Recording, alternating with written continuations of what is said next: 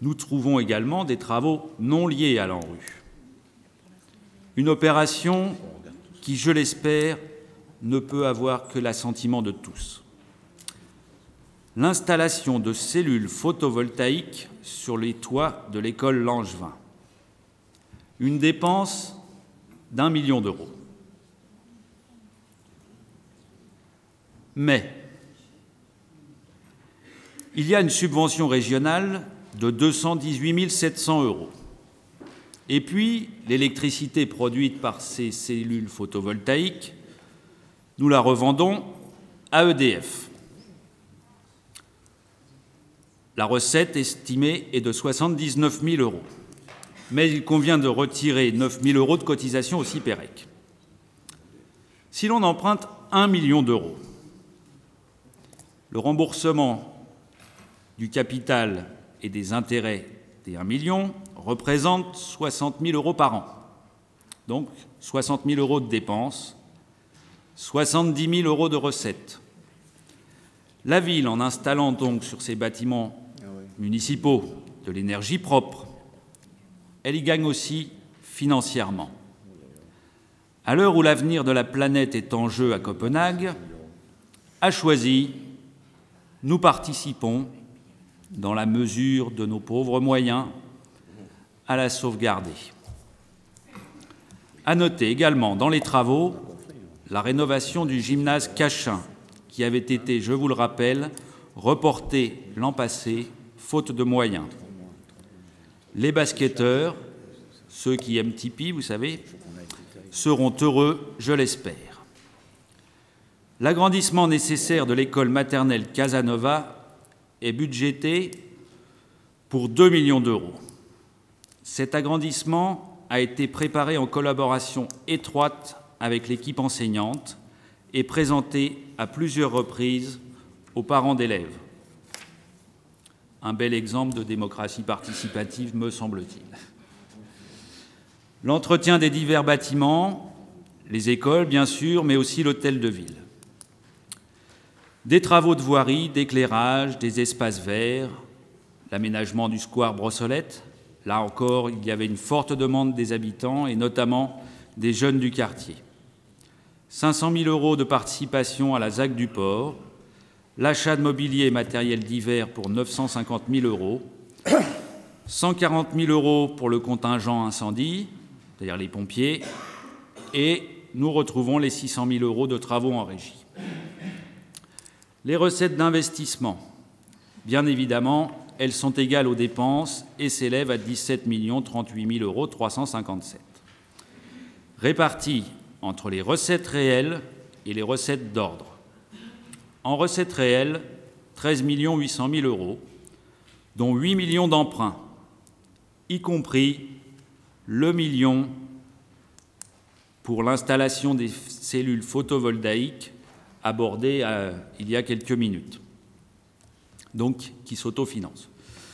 3 800 000 euros de dotations et subventions, 1 million de FCTVA, 2 400 000 de subventions, dont 272 000 de l'État, ça concerne l'ANRU, 765 000 de la région, ça concerne l'ANRU, plus 690 000 de la région, ça ne concerne pas l'ANRU, ça concerne les parcs et jardins, l'accessibilité de l'école Marcel Cachin et d'autres petits projets. Des cessions pour 1 850 000 euros s'ajoutent à ces recettes réelles. Les recettes d'ordre, celles que nous retrouvons en dépenses à la section de fonctionnement, 1 900 000 d'autofinancement et 1 330 000 d'amortissement. Dans l'attente des notifications, et notamment de l'État 1259, sur lequel figurent nos recettes liées aux 4 taxes, je vous demande d'adopter le budget primitif de 2010. Bien entendu, s'il s'avère que nos recettes soient supérieures notoirement à nos prévisions, mais nous n'avons fait qu'avec les informations dont nous disposions à l'heure où nous avons écrit ces chiffres. Donc, s'il s'avérait que nos recettes soient notoirement supérieures à nos prévisions, nous reverrions bien entendu à la baisse l'augmentation des taux sur lesquels nous nous sommes basés pour construire ce budget. Je vous remercie. Merci. Synthèse pour présenter le budget. Bien, la discussion est ouverte alors sur le budget, discussion générale et peut-être question particulière. Monsieur Panetta. Oui, monsieur le maire, chers collègues, bonsoir. Tout d'abord, 2 remarques d'ordre général. Nous tenons à féliciter effectivement les services de notre municipalité, la direction générale, pour les documents qui ont été mis à notre disposition, qui s'avèrent clairs, précis et de qualité. Nous regrettons toutefois le manque de temps imparti entre la disponibilité de ces documents, la tenue de commissions à répétition très proches les unes des autres et qui nous ont empêchés de faire notre travail convenablement et d'approfondir les dossiers. Enfin, ce budget existe, nous l'avons quand même étudié. Nous voudrions dire aussi qu'un budget doit correspondre aux aspirations des habitants de la commune et à toute sa population. Cependant, une partie de la population ne se reconnaît pas dans ce budget. Nous regrettons aussi qu'il n'y ait pas un projet phare à Choisy-le-Roi, un projet phare qui pourrait rétablir l'image de notre ville, image qui est très altérée. Et je vous prie de croire, chers collègues, que je me fais le porte-parole de Choisy-le-Roi partout où je vais. Je cherche de toutes mes forces à amener des entreprises à Choisy-le-Roi ou à vanter Choisy-le-Roi, mais lorsqu'ils entendent Choisy-le-Roi, Val-de-Marne ou banlieue, à tort, je vous l'accorde certaines fois, ils reculent, et plutôt avec 4 jambes que 2. Il est vital et important de se préoccuper de cela. Un projet phare, nous en avions un durant la campagne, qui s'adressait aux jeunes notamment. Vous parlez de service à la population. Après ce satisfecit, comment expliquez-vous, malgré tout, parce que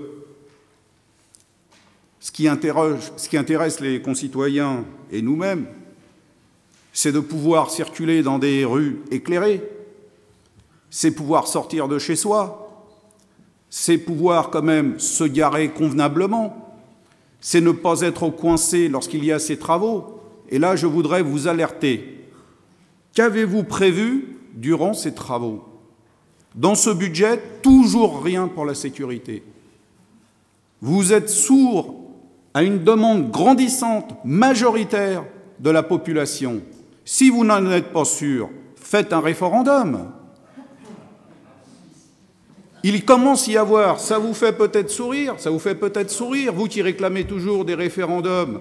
Mais enfin quoi? Il faut réagir. Nous n'allons pas rester résignés, être prisonniers de notre ville lorsque le matin, vous ne pouvez plus aller travailler. Qu'est-il prévu dans ce budget? Je vous invite tous à sortir avec vos écharpes et de faire un sitting tous les matins à Rouget de Lille et de faire réagir le préfet et les autorités. Il commence à y avoir des conséquences économiques sur certains Choisiens qui le matin arrivent toujours en retard ou même renoncent quelquefois à des rendez-vous. C'est insupportable. De plus, parlons de la politique de la ville. Politique de la ville, comme toujours, avec l'effort de vouloir faire des choses, mais toujours sans aucune ligne directrice, du saupoudrage, ici et là. Mais où voulons-nous aller réellement? Je ne l'ai toujours pas compris.